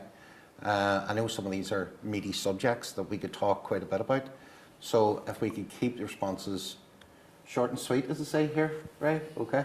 So the first question that we have is from Anonymous, and this is, didn't really hear much in the presentation about the crisis in staffing in children's services and how that can be fixed and staff retained, other than propose for a skills mix of people who wouldn't have statutory authority to manage problems and risks, and would actually lead to making social work within children's more complex, difficult and stressful. So Ray, do you want to talk a little bit about the workforce? Yeah, very quickly, but I'm not sure, to be honest, why a skills mix makes the job more difficult and stressful. If I had colleagues working beside me who could share the load in terms of some of the things that need to be done, bring in their professional expertise, but had the time to be with families where, as a professional social worker, I'm going to be bound to be a bit more limited in what I can do in terms of time given to anyone. I'm not sure why that makes it more stressful and difficult. So, not quite understanding that comment. But in terms of the workforce overall, in terms of the report and the recommendations, there's a number of recommendations there. One recommendation is about re-establishing, reinventing, reinvigorating, recreating the trainee social work programme. I've met quite a number of very long-serving staff within children's social services across Northern Ireland. Quite a few of them have come through the trainee programme. They were embedded in their community when they started working in children's social services, often as family support workers or social work assistants or whatever. Then went on to professional training through the trainee route and have stayed back within the services, giving a long service record over many, many years. So one of the recommendations is to, particularly within the context of an increased skills mix, creating those opportunities for people to go on for professional training through a trainee social work scheme. Another recommendation in the report is to get away from regional recruitment and do that much more locally, because I think it's too slow at the moment. I also think it means that people wanting to come into the service and the services don't get the opportunity to have the conversations locally with the people they might want to be working with, and the people locally don't get to see the potential candidates who they might want to have as colleagues beside them. But one of my big issues is around retention as much as recruitment. And one of my concerns is we spend a lot of time, if you like, trying to draw people into working with us as colleagues, but we're not able to hold on to them. So there's particular recommendations in the report about retention, and some of that is about reward and recognition. One of the arguments that I make in the report is that people ought to receive, in cash terms, recognition at the end of 2 or 3 years, at the end of 5 years, at the end of 10 years, in terms of their continuing contribution within the services. But there's also, as you already have to some extent, additional opportunities that might be provided through, for example, leave entitlement, through having sabbaticals, etc. A whole range of issues about retention. But at the end of the day, I realise that retention is about actually feeling that you can do the job you need to do. It's safe to come to work, and you feel you're in a safe environment with colleagues who are relatively stable, around a long time, and with the culture of your work group and within your organisation, it's a good place to come to work. So one of the other things I give attention to within the review report is about team structure and the management of teams, and the gradings of team managers as well. And one of my pictures is that host this Children and Families ALB still within the Department of Health, so it's still within the Agenda for Change format and remit, but with greater scope within an independent but separate ALB for Children and Families to be able to use those grading structures in the way that most suits what's needed for children and families. So one of the things I pitch for is a regrading of senior social workers to team managers from 7 to 8A. And I also make a pitch that there ought not to be that numbers embargo on the people who can progress from 6 up to 7 in terms of social work grades. But also within the skills mix for social work assistants, family support workers, etc., having that opportunity through the trainee route, possibly, to progress on to full qualification. So there's a number of proposals there about retention as well as about recruitment into the workforce. Thank you, Ray. Jerry, do you want to briefly come in there? Just to add to the rest point, I mean, there's points of discussion and negotiation, obviously, in the issues that Ray's highlighted there.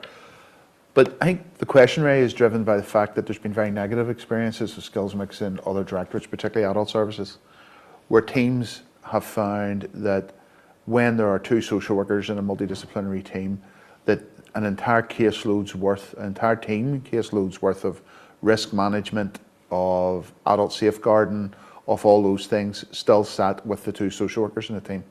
So the risk, I think, that members feel is that in a plan to have a broader mix of skills, that there has to be a delegation framework alongside that. That means that all responsibility for all risk and all child protection is not sitting squarely with the social workers, because other than that, it's the same number of cases but a smaller number of people in teams. That's the worry. There are ways of dealing with it, but it requires clarity from the department and clarity from others about how they're going to approach that before that could be something we could really work with. Okay, thank you. I'm going to take another question, which is around privatisation and the whole issue of could, if you establish an arm's length body, be a mission creep to privatisation, I suppose, right? Well, and one of the things I've frequently said is it's a good news story for Northern Ireland. You've not had that intrusion of the private sector in the way that's happened elsewhere across the rest of the UK, for example. Private children's homes now being predominant, private for-profit children's homes run by commercial organisations. 80% of residential care for children in England, for example, is provided by private for-profit children's homes. Over half of children now within foster care in England foster care purchased from private foster care agencies.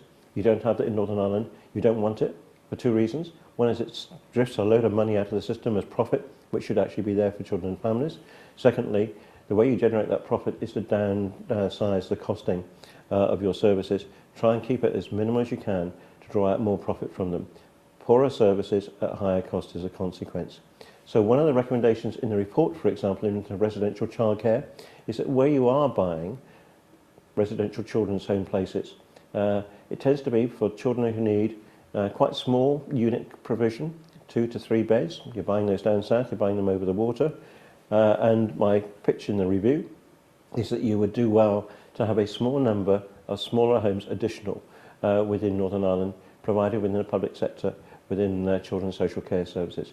And my concern is if you don't get on and do that, the private sector will start pushing the door open, get its foot in the door, and once it's gotten the foot in the door, it'll start widening that opening of the door as well. So good news that you haven't got it at the moment, but you need to be really wary. And I don't understand why a children's ALB, Children and Families ALB, would open the door to privatisation. If they've got the value base that you've got, the value base that I've got, and the leadership actually recognise that public service is really important, there's no reason why that should open the door for privatisation. It may actually allow a decision to be taken quicker, to move forward in terms of additional public service provision than we're seeing at the moment. Thank you, Ray. Jerry, do you want to come in on the privatisation issue? It's a very simple position for NIPSA. If it becomes clear in any way that the review reform processes or any of the change processes aligned as a consequence of Professor Jones' report have in them a threat of privatisation, there will be simple, straightforward, absolute opposition to it. Okay, thank you.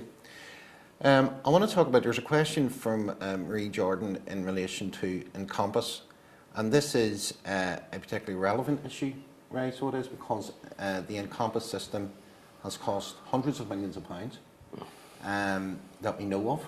Right? We don't have an exact figure. I think the budget was 300 million or so. Whether it's underspent or overspent, usually IT introductions of new systems cost significantly go over budget. So the whole issue of Encompass is one because it recently went live in South Eastern Trust in the hospitals.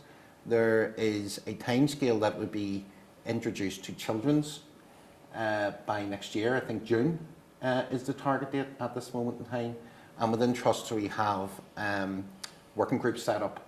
Now, you make a very specific recommendation in relation to Encompass that the department has rejected, okay? Maybe partly to do with the amount of money they've spent on the system so far, but can you give us some thoughts in relation to okay.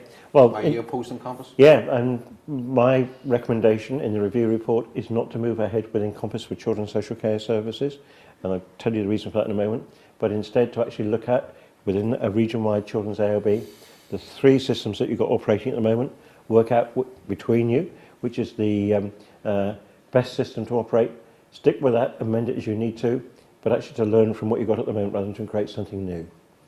And within that opportunity also to reduce the amount of bureaucratisation and proceduralisation we have for children's services, which is, to be honest, a phrase I've been known to use, we've created constipated organisations and we need a bit of a clear out, but don't go too far on that analogy. But back to Encompass, and my concern about Encompass is it's based on an American hospital-based system for booking inpatient beds in hospitals in America. Remember, privatisation of the health service in hospitals in America means that Encompass is also designed to bill patients for the care that they receive. It's not a system that's been developed for children's social care. Children's social care is being bolted onto it. And my concern is that 2 things. One is it's going to be quite a disruptive change for children's social care, and we won't necessarily just use the benefit of what we've got at the moment and amend that and learn the lessons from it. But the other bit is, at the end of the day, it will still be a health-dominated system, a hospital-dominated system, and it won't achieve what we need to do in terms of, for example, narrative recording of what's happening in children and families when we're having to think about what we're going to put into our court reports, etc. So the recommendation that I made was not to introduce children's social care into the rollout of Encompass, to take what we know about the 3 systems that are in operation at the moment, work out between us which is the most useful system to use, generalise that across the region within the children's ALB, and amend it, tinker with it as we need to reduce the amount of proceduralisation and bureaucracy. That's not been accepted by the Department of Health. I think they were too far down the road. They took the view in terms of Encompass, and that's a commitment they're continuing. Okay. I'll come to yourself in a wee second, Jerry. Just to say that I think that from a trade union perspective, we're still burnt by the previous Labour government when they spent in the region of over 10 billion on an all, no pun intended, encompassing system, you know, for the health service, and it didn't work. So it didn't. Now, technology has moved on, yes, but the sums involved in this is really quite breathtaking. So it is. Jerry, do you want to come in relation to the Encompass and keep your answer reasonably short? I know you could talk a bit on it. Okay, Encompass, where to start? If the definition of insanity is doing the same thing as you've done before, again and again, I can't even think of a word to describe the decision to reject Professor Jones's recommendation in terms of Encompass for children's services and to move ahead with it at this point in time. An unproven system with a health centre track record, as Professor Jones has outlined, and alongside that, a system that is being introduced without any performance metrics on it, nothing that tells me or any NIPSA member that it could save 20% of the time, do this, do that, do the other, and make your life actually better. Back to the bits about safe and doable jobs and jobs that make some sense. And alongside that, trying to introduce new computer systems in the middle of a workforce crisis that is absolutely unprecedented seems to me to be the very definition of insanity. So there's principal trade unions' objections to it, but there's also the operational piece where it is just bonkers to go ahead and introduce this at this point in time. Belfast Trust is, alongside our sister branch in South Eastern Trust, will be the first trusts in which it's expected there will be an attempt to roll out Encompass regionally, due for April next year. Belfast Trust and South Eastern Trust have been informed that NIPSA will oppose that rollout, and if necessary, that opposition will take the form of targeted industrial action to ensure that Encompass isn't rolled out at this point. The decision on the information system for any new ALB is a decision for that ALB. At the minute, the best that can be done is harmonise and try and make the current systems we have work as best as they can in the midst of the workforce crisis and demand crisis that we're experiencing. And if the new ALB is put in place in the timeline that Professor Jones has recommended, then it's for that ALB to decide what's the best information system to support its work. But I find it very difficult to see any circumstances in which an attempt to roll out Encompass will not produce major difficulties with workforce over the next 2 years. Thank you very much. I'm going to move on to we have a question from an anonymous guest in relation to children with disabilities, right? And this says, as a social worker with children with disabilities team, we work every day as part of a multidisciplinary team. And is it possible that that will be lost with the establishment? They work with nurses, they work with speech therapists, OTs, things like that. And is it possible that that work will be lost if you move to an ALB? And this sort of goes back to the whole issue of teamwork and skills mix that you were referring to. Sometimes skills mix in trade union language has a different meaning, which is to cut costs in relation to substantive posts.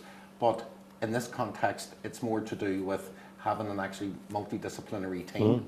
So for someone who works on a social work team for children with disabilities, what would that mean in terms of how they integrate with other professionals? Well, it varies across the region at the moment in terms of how those services are organised. Each trust does it differently. In some trusts you have multi-professional integrated teams. In other trusts you have quite separate teams, sitting groups of professionals sitting separately, maybe in different buildings, different access points, different assessment processes, different waiting lists. So it varies across the region in terms of the 5 trusts how services for disabled children and their families are delivered at the moment. But when I've spoken with, and you speak, with disabled children and with their parents and with their families, they tell me at the moment it's a really complex system to navigate, that services are often too siloed, that they have to find their way across the gaps between different professions and different services. So, as I was saying just now, I'm a fan of more, not less integration. So if you've got that already existing, if you're sitting in a work group with common management and coordination, which includes a range of therapists, nurses, paediatricians, social workers, maybe others in relation to colleagues within the education service, educational psychologists, for example, if you're thinking about disabled children and their education needs as well as their health and care needs, hold on to it. There's absolutely no reason why that should not be held on to. In fact, there's every reason why it should. But those areas at the moment which don't have that, my drive is that within an ALB you would want to make that happen consistently across the region. So where it's happening already, why not hold on to it? Indeed, do hold on to it, probably expand it, but actually make it the model that we have right across the region. And my pictures you would have heard me say earlier, everybody doesn't have to be employed in the same organisation to actually be deployed into a common work group with common management. So that's why I think we can and can achieve more integration than we've got at the moment, and that's what children and families are asking for. Thank you. Jerry, do you want to come in relation to that? Who people are employed by and how they work is always a tricky issue for trade unions. It's always a central issue for people going forward. But I have to say, there's a bit about this as the review and the discussions on it have started to happen, which is, I don't think the review in any way changes the need for this person, or indeed I see other questions from members about who we need to work with. We need really, really close, vital relationships able to meet the needs of children. Sometimes that means, if you're dealing with children with complex health needs, a much greater involvement with medical people than it might mean in another team where you're doing community outreach on family support. But who you need to work with is who you need to work with. Does that mean they all need to be members of the same organisation? I tend to agree with Professor Jones that it doesn't mean they need to be members of the same organisation. That just because you work for the Education Authority doesn't mean we don't talk to teachers. In England, Scotland and Wales, health visitors are not part of the social services. Health visitors and social workers talk every day. So if goodwill is there and the commitment is there to integrated working, it is possible to have really effective communication and people working together with common purpose on issues. But I understand the concern that's in this, because the feeling is that if you're not part of the mothership, we'll stop talking to you.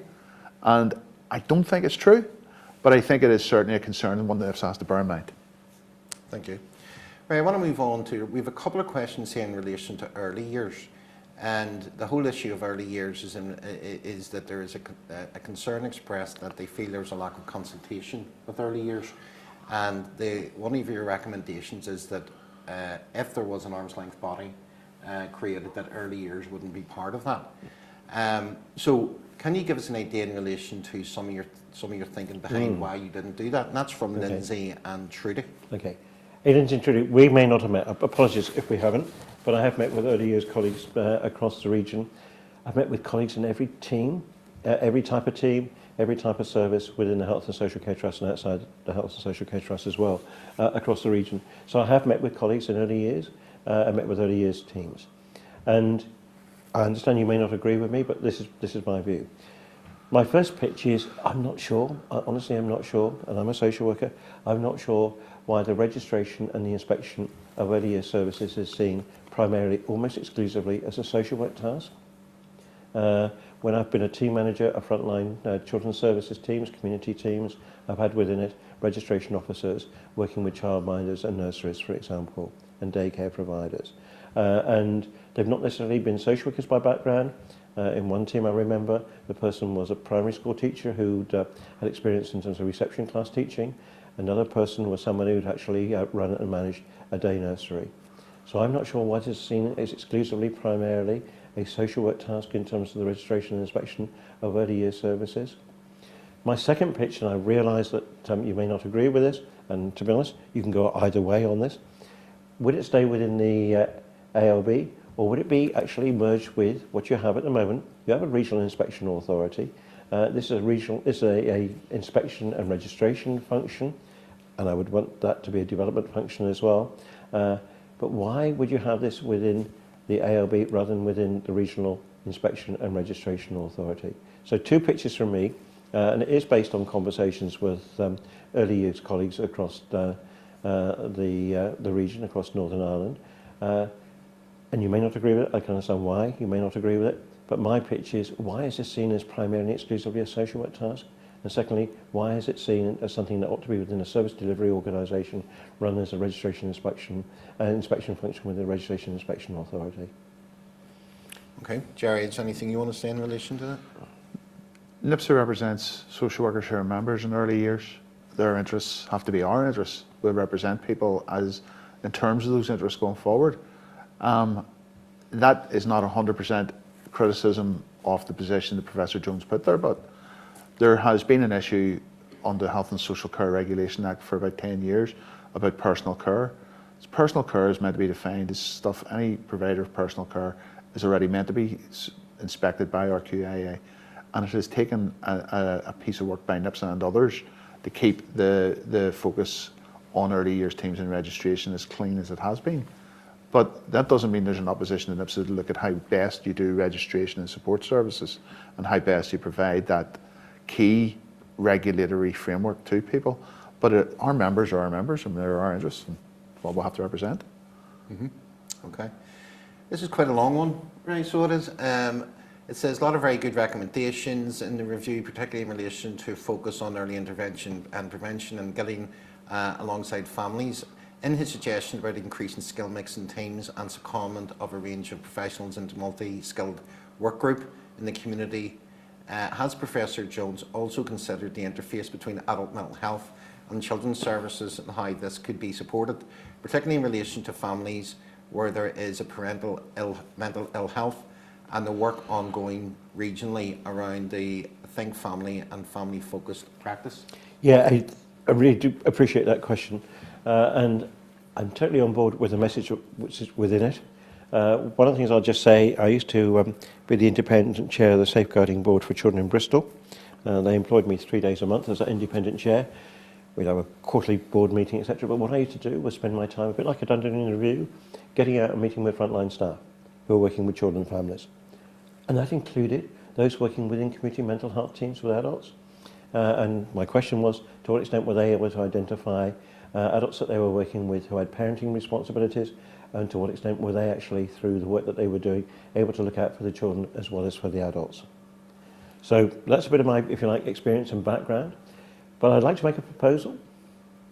And if you look across to some other places, this is happening already.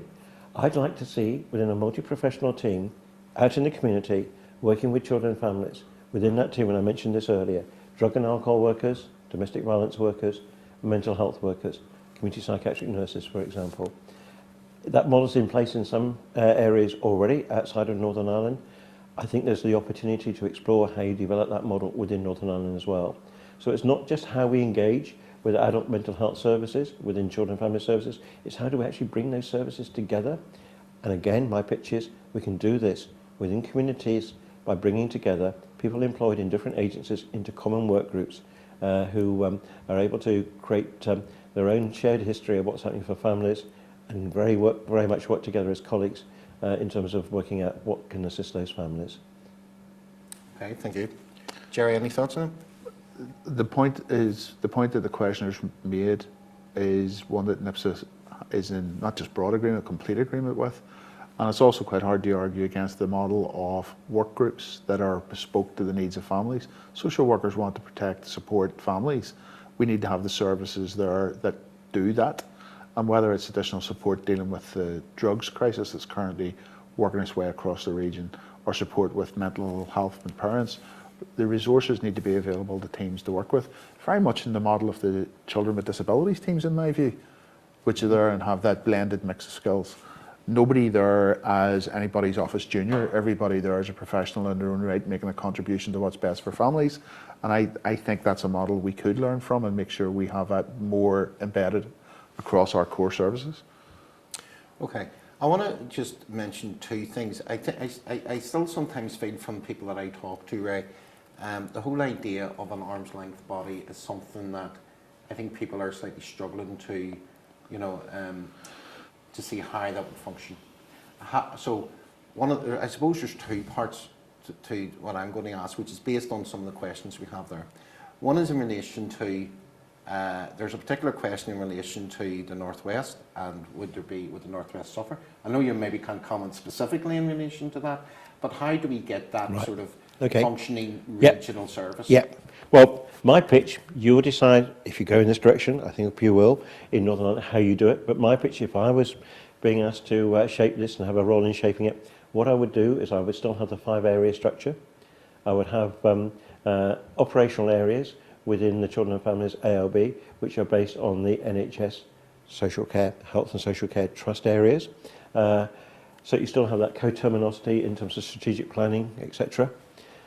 So I would still have a Director of Children's Services and a structure operationally in each of those 5 areas matching the health and social cluster areas. In fact, I'd like to see policing working to the same boundaries, education working to the same boundaries, etc., coterminosity. And in that structure, I don't understand why over in Derry or down in Enniskillen or wherever you would be worse off. You would still have that opportunity to be doing what you needed to do within your community, or in communities, but within the overall context of an organisation that is focused on what you need to be doing and what you want to be doing, rather than that's a potentially a minor interest amongst bigger agendas within the health service. And secondly, with greater consistency also across the 5 areas, because you would have that regional body with regional frameworks in terms of what we do for services. Learning, for example, how children's disability services are provided as an integrated service in one area and making sure that happens in all areas. So I don't see why any area should be worse off.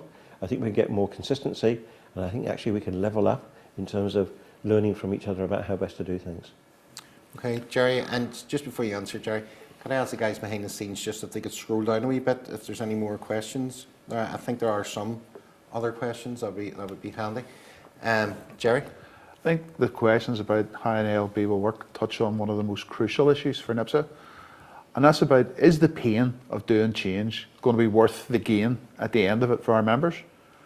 And the view you've heard me put at the start, and it's based on what we've heard at our regional discussions from branches across Northern Ireland, is that the change has to enable people to do those 3 basic things: safe and doable jobs, do what they're trained to do, and be actually supported and paid appropriately for doing that.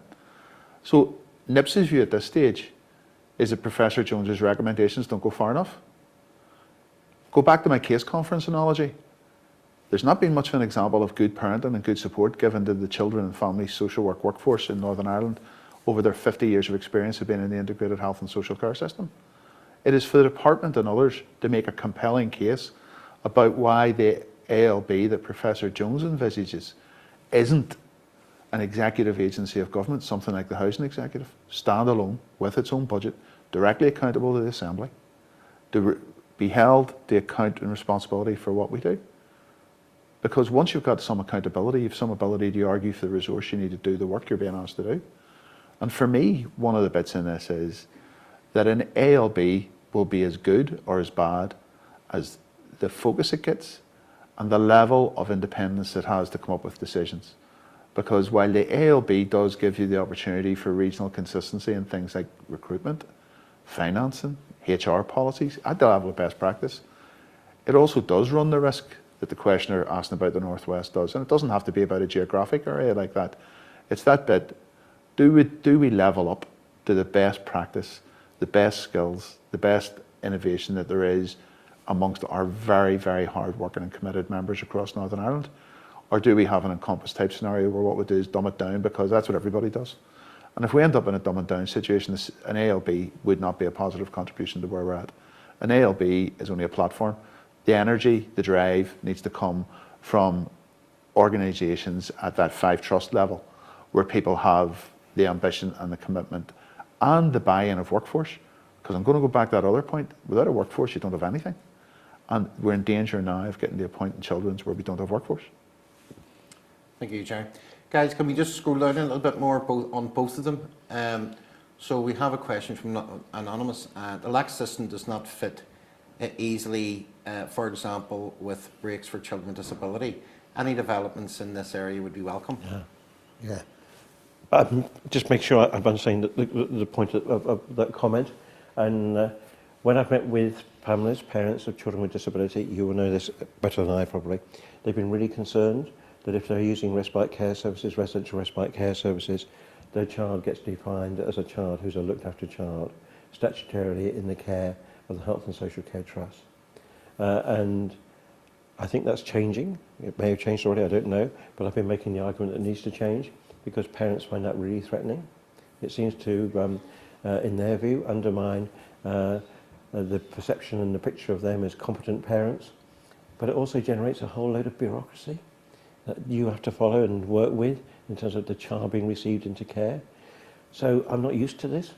If a young person, child, is receiving respite care, they're receiving respite care. They do not become a looked after child. This is a shared care arrangement with the family, and it doesn't require all the implementation of the LAC bureaucracy, visiting schedules, etc., that we have at the moment. Thank you, Ray. Jerry, any thoughts? Nothing to add to that, I think that's it. Okay. There's a question here, Ray, from Jim McLean. I think that name rings a bell somewhere. Could I ask Ray, he had suggested quite a quick timeline for starting to move on aspects of his report. Does Ray get a sense that regionally, Family and Childcare, the trusts and the department are actively embracing his report and moving it forward? Jim, That's from okay. Jim in administration. Hi, Jim. Thanks for that. Well, two things. The reason I actually propose a really challenging timetable for moving ahead on this is, to be honest, so much drifts in Northern Ireland, so much. I was having a conversation with Jerry and Damien about this earlier. You have you have a lot of long grass in Ireland, and you're pretty good kickers. You know how to kick the ball into that long grass, and it disappears from view until you have another review in 5 years' time, and it gets pulled out of the long grass again. So one of my arguments in terms of moving at pace on this is to stop it being kicked into the long grass. Second argument is that actually some of this stuff is urgent. We have to get a grip on this quickly, both in terms of the issues you're experiencing within the workforce, but the issues children and families are experiencing in Northern Ireland. This is not something, where we can think, over the next 5, 7, 10 years we can do something about this. A whole generation of children gone through. It's probably 3 generations of workers that have gone through in terms of lifespans at the moment as well. So there is an urgency in getting on with this. Do I think it will happen? Well, here's my pitch. I think that there's a general agreement from within the leadership of the Health and Social Care Trust, chairs, boards maybe, chief executives, directors of children's services, that actually the argument in the review report, it's really difficult to address what needs to be addressed within the busy Health and Social Care Trust with a focus on hospitals, etc. That message is agreed. So that I don't think there's a great resistance in that sense to the direction of travel being proposed. In relation to the voluntary community sector, there was an event at Stormont last week. They produced their own statement, Reimagining Children's Services, which takes us in the same direction that this review report is taking us in. When I've met with young people through VOIPIC, they're making their response to the review. My understanding is that response will also say they think this direction of travel is sensible.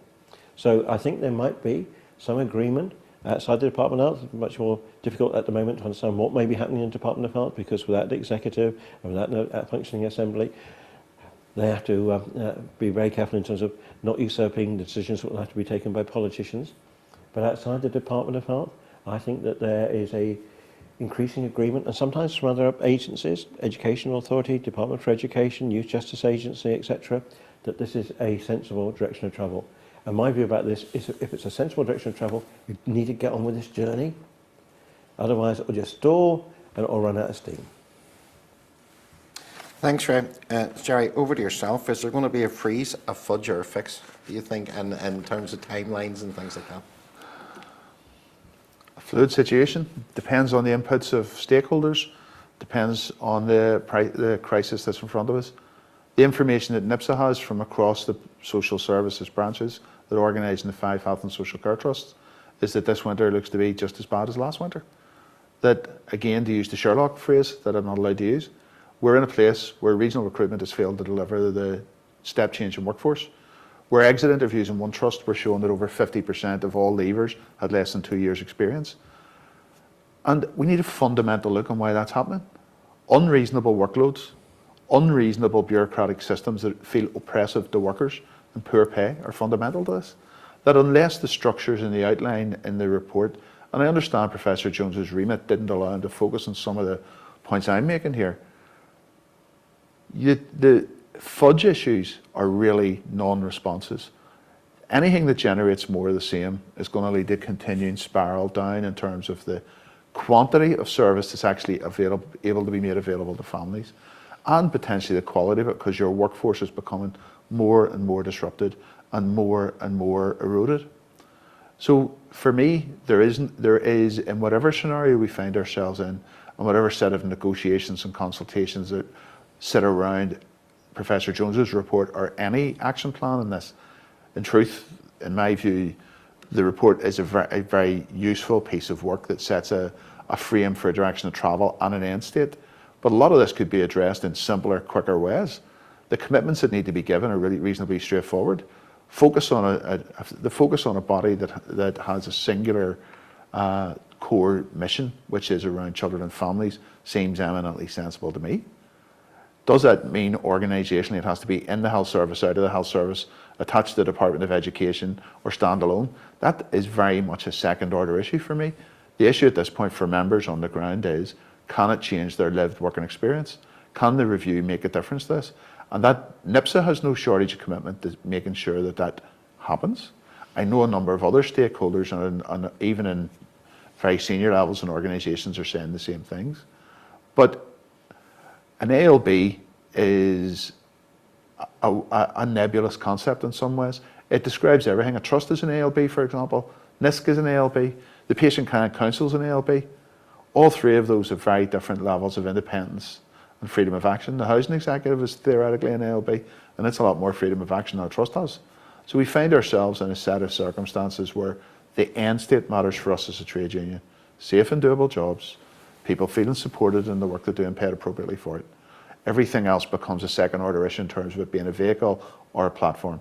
But make no mistake, our people want to do the job they were trained for.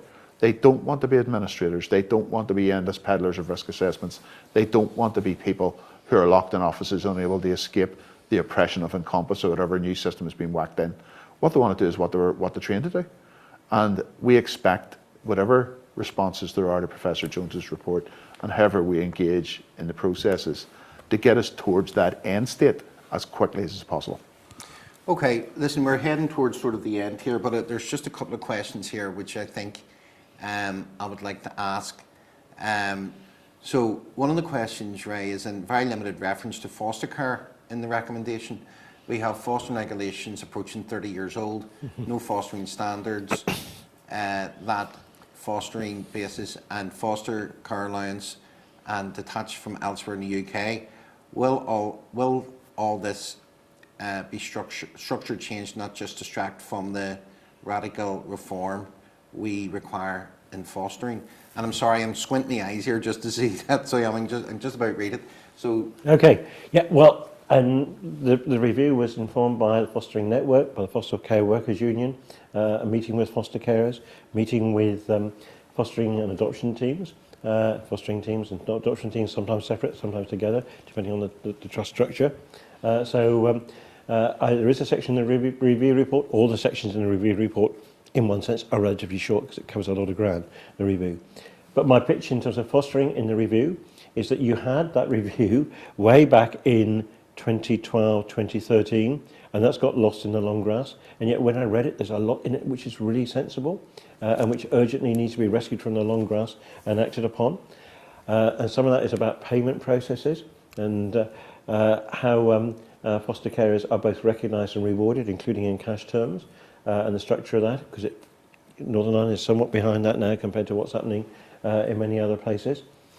But the other picture I make in the review report in terms of foster care is foster carers being recognised as a part of the social care workforce, not as almost as I've heard sometimes them being discussed as service users who can't be allowed to receive information because they're not professionals. They're not allowed to attend planning meetings, professional meetings, because they're not professionals. My view about foster carers is that they're a skilled part of the workforce. Sometimes they need skilling up as a part of the workforce as well, but they need that recognition, and they're not getting it at the moment.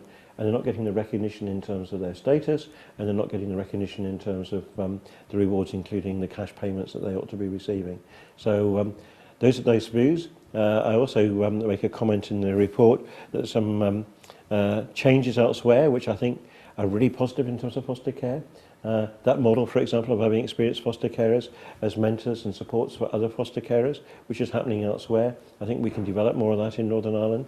So, yeah, there's some stuff in the report about foster care. It's a short section along with all the other sections, but that's what's behind it. Thank you. Jerry, do you want to come in? Other than to say foster care does look a smallish section in the report, but as one of the people who's been tasked by NIPSA to engage in the workshops and engage in other processes to support the production of the review, I can certainly say that the Foster Care Workers Union and other organisations involved in fostering and fostering teams seem to be quite engaged in the bits that are there. And Ray's point is key. There's not shortage of prescription we want for here. There's reviews into every bloody aspect of the health service turned inside out and squared. What's always short is coherent application of the recommendations that are there and moves to action. And just to say, if I might, next Monday evening, I know I have a 2-hour session, open session with foster carers online as a part of this consultation process. Send us a link and we'll send it out. Well, it's being organised by the Fostering Network, so okay. That's who's organising. The Fostering Network is listening in. Send us a link and we'll promote it.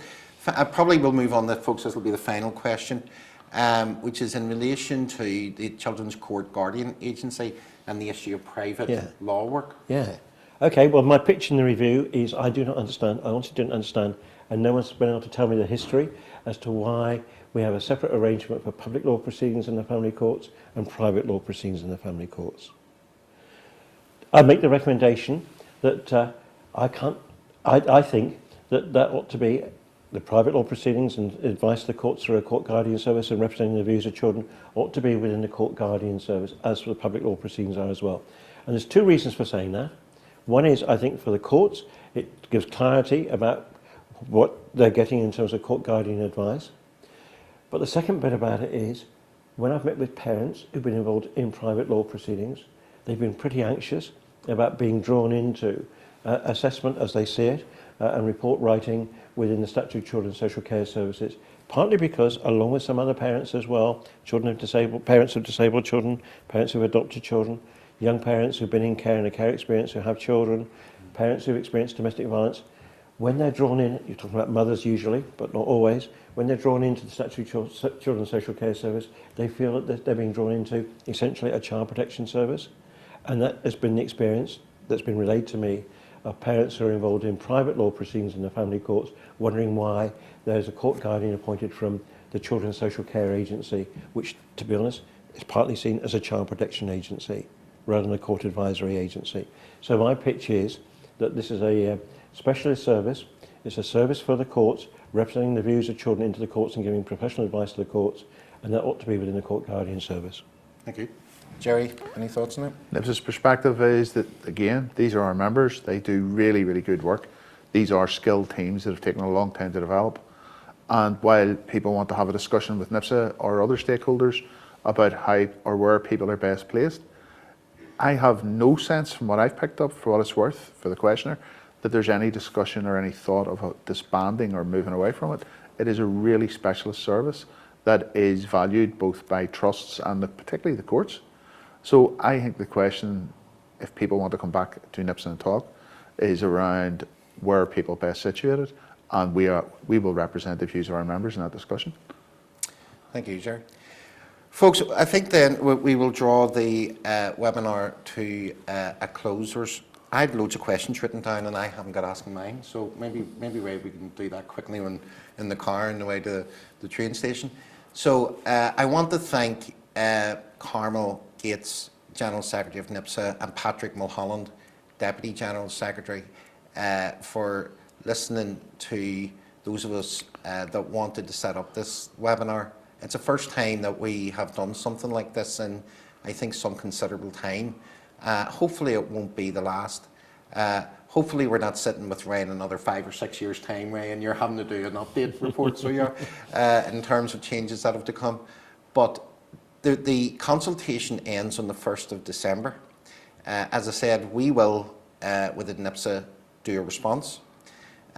We will also, we want to encourage other people to do, individual members can do a response. There'll be many organisations doing responses. I know that the community and voluntary sector are looking at doing their own response, and they did a presentation on that, I believe, last week.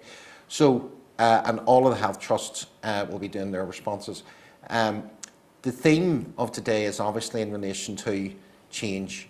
There's a need for change, and how that change occurs is where the debate is, and what we have to do in terms of participating in that.